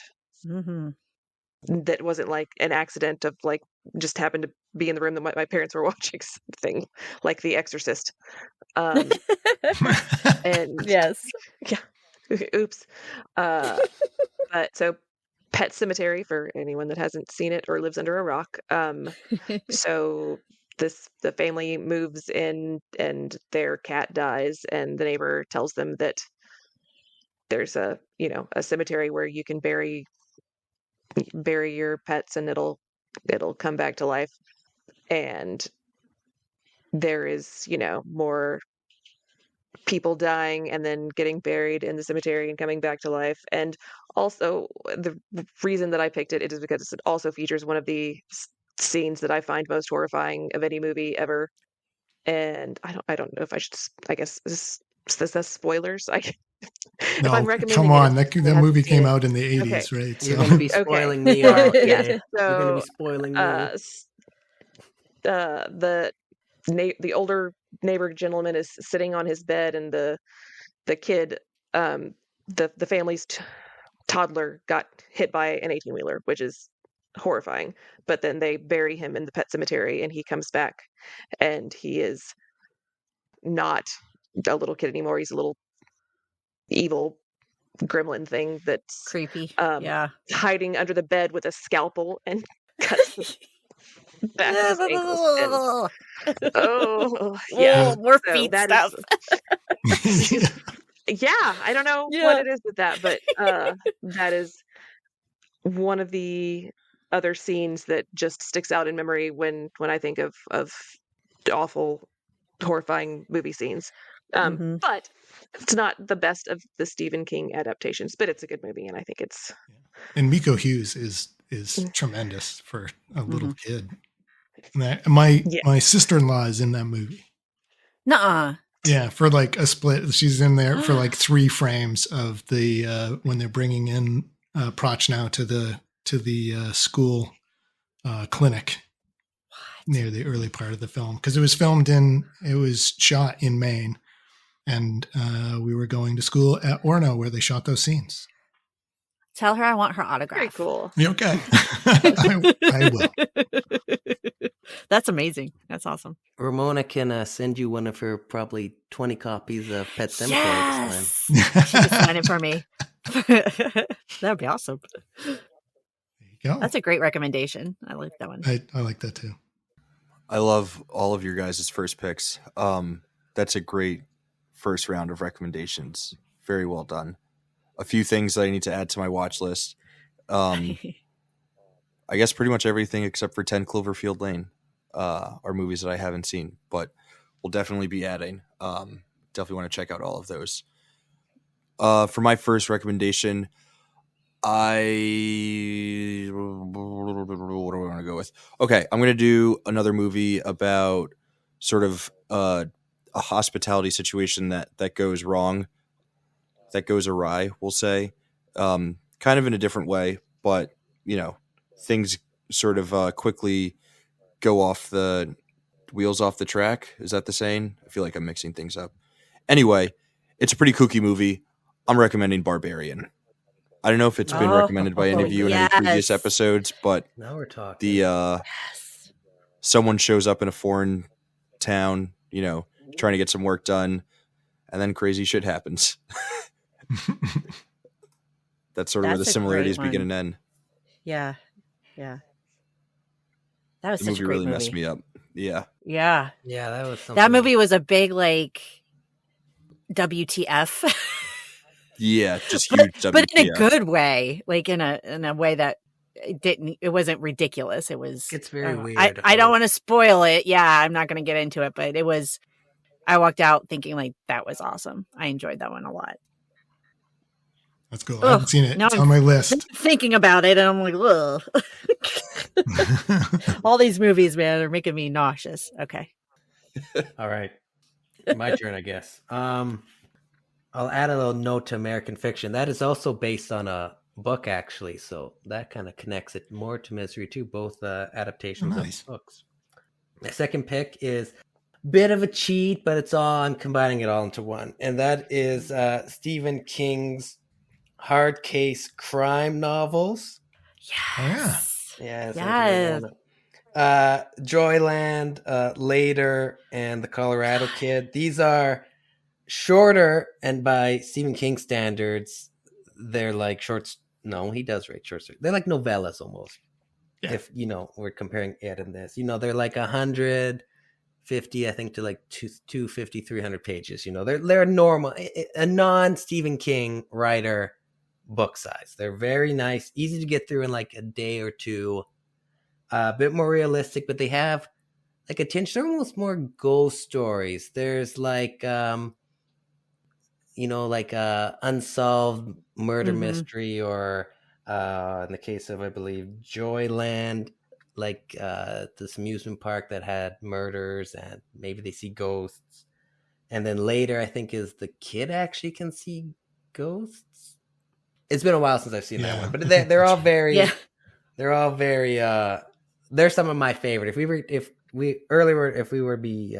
were gonna be naming favorite Stephen King books, it would be later Joyland, Misery would all be up there for me. So Joyland is fantastic. oh, I love Joyland. Joyland, I really love like Joyland. later. Colorado Kid is probably my least favorite of the three, and I think that's the only one that got adapted into like a very loose adaptation of a TV show. Haven. Yeah, that show, and I watched the first episode, and I was like, I don't know where this is going. I'm not sure. There's no I don't think it's anything connection. like it, really. Yeah, it's not. Joyland and later are supposed to be getting, I think, television adaptations. Whether that ever happens, yes, we'll find out. Was so good. Yeah, that's my second pick. I wouldn't mind if you wrote a couple more. Yeah, in this series, or publisher. So yeah. Mm-hmm. Take it away, Bob. All right. So my second recommendation is a couple of steps further away from Misery, but we're still attached to Stephen King. This is a movie that has Catherine Sternhagen. I don't know how to pronounce her last name, but she plays a minor character in this movie, but that's where I'm going, because she's one of the supporting characters. It more reminds me, there's another character in this movie that reminds me of Kathy Bates's character, and the movie is The Mist. 2007 adaptation by Frank Darabont, and Marcia Gay Harden plays the character of Mrs. Carmody, kind of religious fanatic who goes kind of nuts on people and becomes more dangerous than the monsters outside. That she turns out to be kind of right is not the point of the film, but it's one of my favorite Stephen King adaptations. If you haven't seen it in black and white, I urge you to do so, because it looks more and feels more like a 1950s monster movie, which was the original intent of the film. That sounds sweet. I think I recommended that a few episodes back for Shawshank Redemption. Oh yeah. So I love that you. I mean, we should recommend The Mist like every episode, because it's great. Here we go. Yeah, and one of the most brutal endings of any film ever. So, yeah. I still can't. Oh God. Yep. That's kind of, and I'm an optimist at heart most of the time, and I think that's why I'm always like, the short story, the novella's better, because at least the ending has some hope. Right. But the movie destroyed me. So, but and that's an example of them making a choice that was actually harsher than the book. And Stephen King has even said that he wishes he would have came up with that ending. So if that tells you anything, but is it me? Yep. Okay. So it was really hard for me not to pick 3 Stephen King recommendations. So I have 2. So my first one I'm going to recommend is Cujo. Just because, again, you have the isolation and the claustrophobic feel. The mom and son get stuck in their car, hot summer day, rabid St. Bernard trying to kill them. It's really great psychological horror. You're faced with the possibility of dying from dehydration or heat stroke, or, being mauled to death by a dog. It's got to kind of pick which one you're going to go for. I haven't read this book in a really long time because, again, it destroyed me. And the movie, I think, was a pretty decent adaptation. Not as bad as some of the others. I think that it deserves its cult following that it has now. So I would say read the book if you want a more bleak ending, and of course watch the movie if you want something a bit more light. I don't want to say lighthearted, but a little bit more hopeful. Cujo. Yeah. Good. Yeah. Good. And I always think that Cujo feels like a proto Richard Bachman novel. Yeah, I could see that for sure. Well, now for something completely different. Yay. So my next recommendation is another of my favorite Kathy Bates movies, and that is Fried Green Tomatoes, which is not I at Oh, love that all movie. anything me too. like anything Stephen King ever wrote. Nope. So the Kathy Bates character is kind of a really meek, unhappy housewife, and she meets Jessica Tandy, who is in a nursing home, and just becomes enthralled by listening to her tell tales of the people and events of long ago. And Kathy Bates is not really the main character, but the story is more about the two women and their friendship that Jessica is telling the story about. But what is her name? I can't remember the name of Jessica Tandy's character. But the character that Kathy Bates plays is so opposite of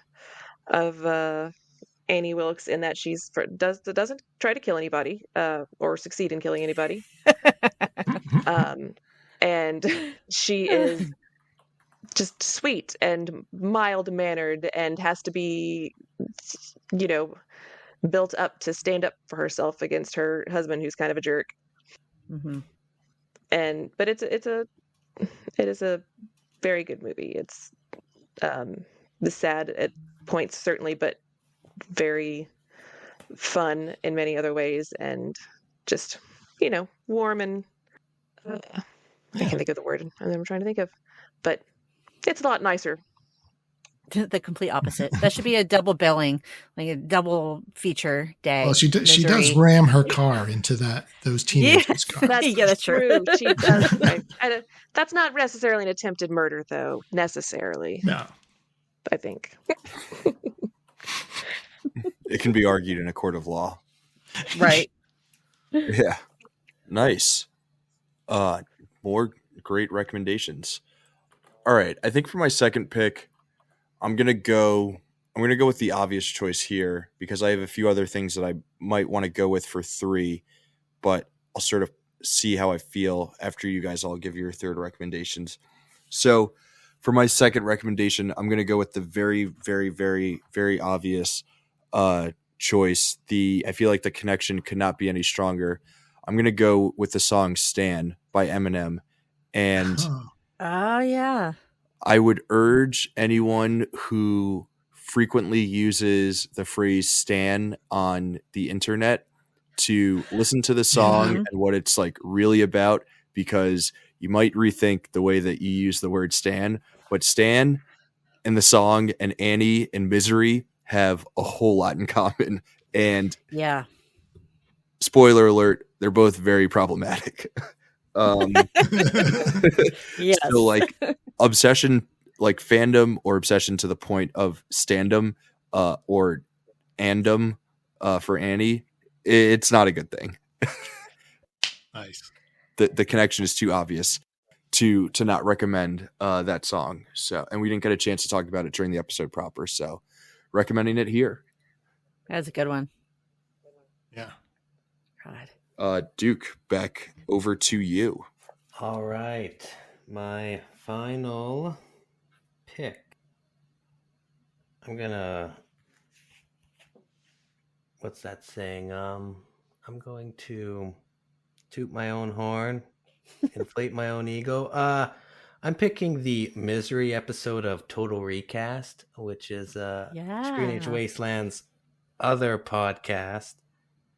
Sailor Monsoon, who of course is a regular on the Canon, and I pick a classic movie and recast it with today's actors. So Total Recast, which you can find on pretty much every podcast platform except Apple.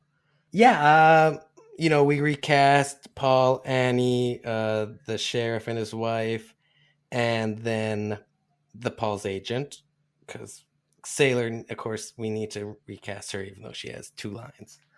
Can't just recast the main characters. So yeah, come on, man.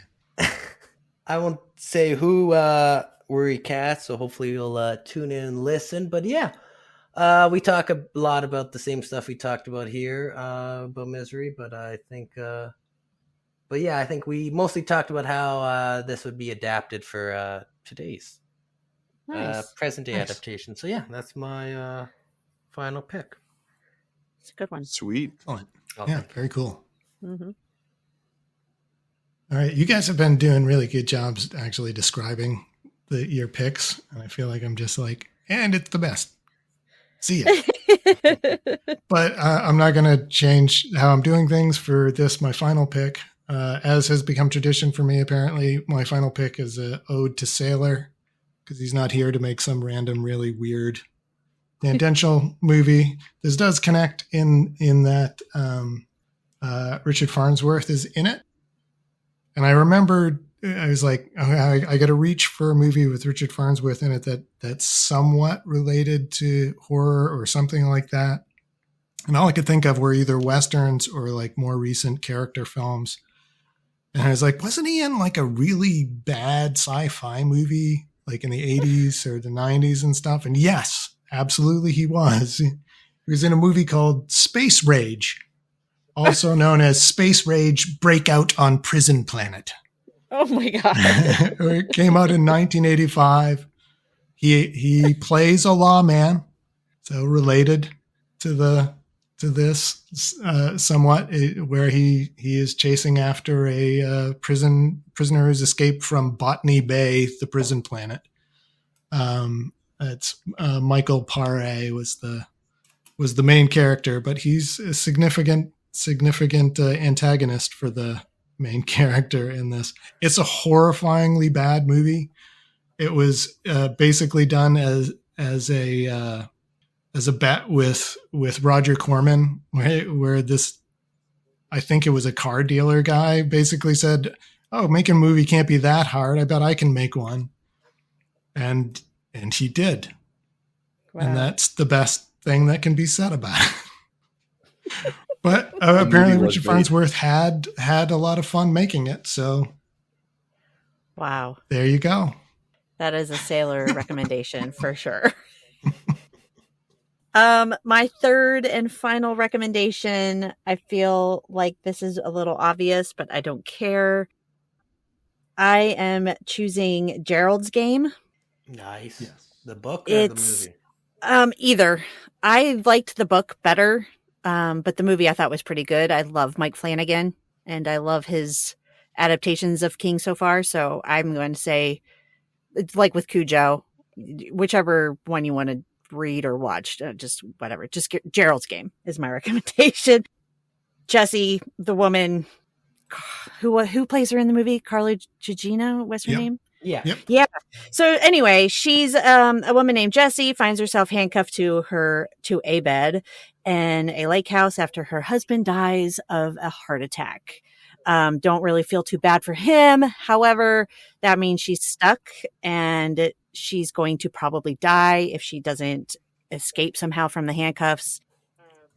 What I love about the book is we're, alone in her thoughts, her memories, like Misery is from Paul's point of view. Gerald's Game to me is Jessie's point of view. And some of her memories are very triggering, very brutal.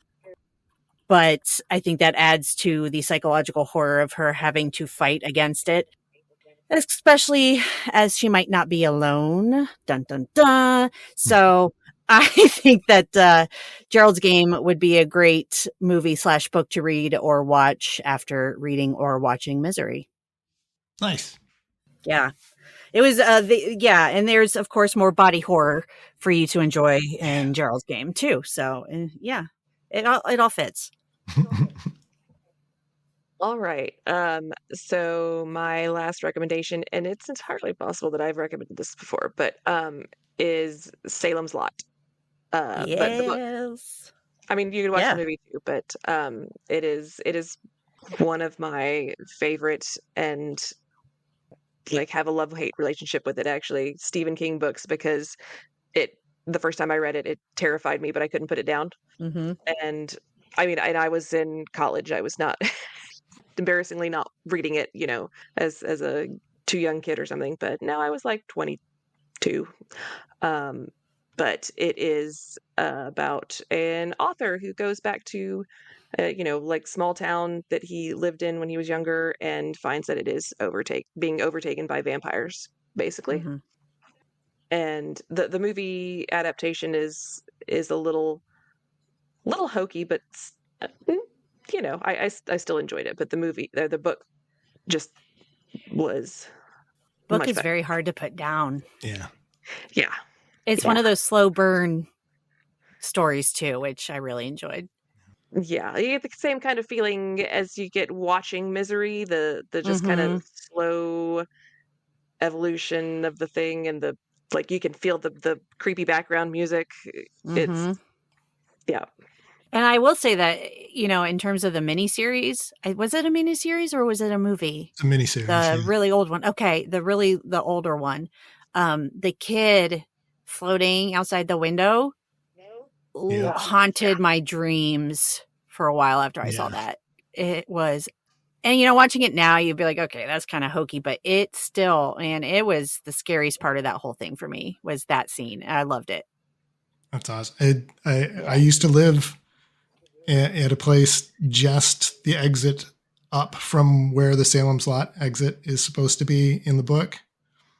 And our friends lived on the same road as the Marston House Inspiration in Durham. Nice. Oh, Yeah. can you get me their autograph? Yeah. I'll send you I'll send you one of my Salem's Lot books. I love it. Amazing picks. Yeah, that sounds pretty terrifying. I've never seen that, and I don't know that I ever will. But awesome recommendation, nonetheless. Yeah. So, sorry, I'm just thinking out loud. Okay. I think I know which one I want to go with. Okay, for my final pick, we didn't really mention it, but this is one of the great movies that takes place in Colorado. And we didn't really talk about the setting. With Stephen King, you're usually getting Maine, but occasionally you'll get Colorado, with this, The Shining, and I'm sure a few other things. So I wanted to take a moment to highlight another great movie that takes place in Colorado. And I think the similarities sort of begin and end there between these two movies. But I am, of course, recommending 1994 Dumb and Dumber.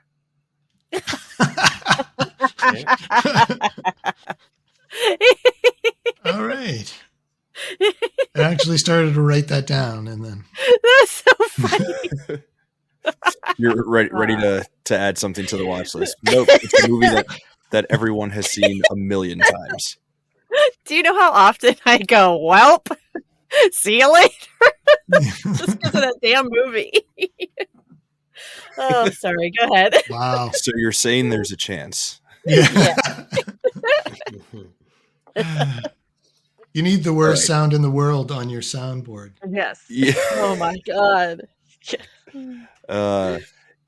We already have it. It's called When Sailor Comes On. Oh dear. Oh dear. Oh. Roasted. Oh. That was a cheap shot at him, just because I didn't want to make the joke about anyone here. All right. Before we just sort of dissolve into quoting Dumb and Dumber nonstop, let's give a final run through of all of our recommendations. Just a quick 1, 2, 3, and we'll go with the same order. So Duke, starting with you. Opposite order? Same order. Did I say opposite? No. It was just being a little shit. You're the worst noise, though. Okay. My first pick was American Fiction, the 2023 movie starring Jeffrey Wright, which is also based on the book Erasure. My second pick was Stephen King's 3 standalone novels that he's published under the Hard Case crime imprint. I would think that's what it is. Mm-hmm. All really good, easy to finish in a couple days, unlike most Stephen King books. And then my third and final pick was the Misery episode on the Total Recast podcast. So, yeah, if you like Sailor Monsoon and you wish you could hear him on every single podcast episode, check out Total Recast. What if we like Duke and we want to hear him on every Yeah. single?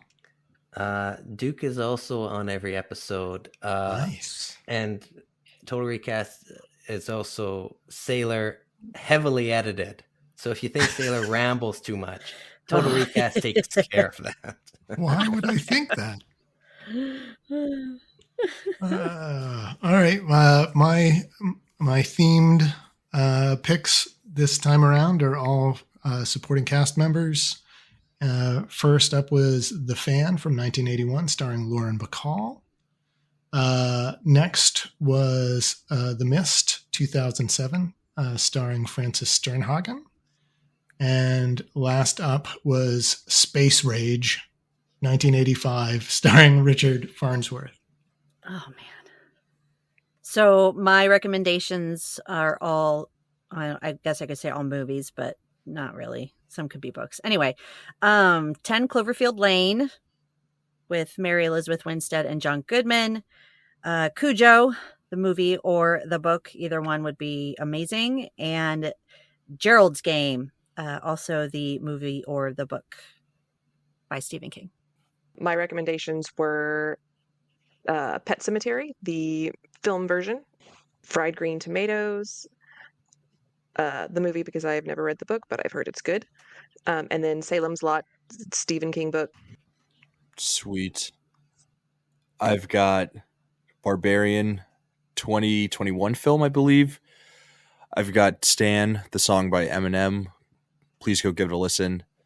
And the great film about Colorado, 1994, Dumb and Dumber. RJ, Ramona, Topic. Bob, Duke, thank you guys so much for joining. This has been an absolute blast. Listener, if you're listening on Valentine's Day, I hope you're having a very lovely day. We're all, the five of us, we're very happy to be your Valentine's today. We're happy that you got to spend it with Annie and Paul. If you're listening to it after Valentine's Day, that's cool too. Thanks for listening. We also appreciate that. Like Duke said, Screenage Wasteland has another podcast. You can check him and Sailor out on Total Recast. It's a great show. It's a ton of fun. You can check out everything that that Saw has going on the website. Tons of great lists, articles, write-ups, reviews coming out, this month and into the future. You'll see things written by all of us here on the show. Do any of you guys have anything specific that you want to highlight that folks should be on the lookout for coming up soon?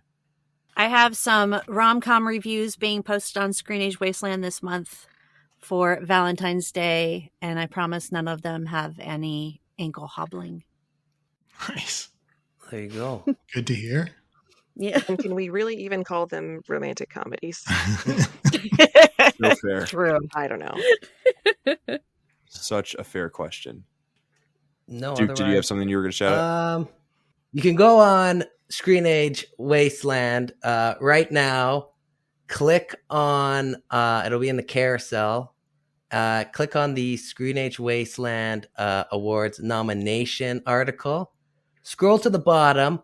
Vote for who you want to see win a Saw Award. We're like the Oscars, only we actually watch films directed by women and nominate them. So Yeah. we also Oh, yeah. gave Yes. Margot Robbie a Best Actress Award, and we gave Are You There, God It's Me, Margaret, starring Kathy Bates. Yeah. It's Pulling it rightful around. Nice. spot and attention. Underrated, Nice. overlooked film. Go vote for it for most overlooked film of 2023. True story. Yeah, so that's what you can do right now. At Godzilla was least- snubbed. Godzilla -1. I agree. Godzilla, no, Bob. Raph wanted Godzilla to get best breakout film performance. Okay. He's been breaking stuff since the 50s. Duke, But I already Godzilla mentioned this. -1 did get a few noms.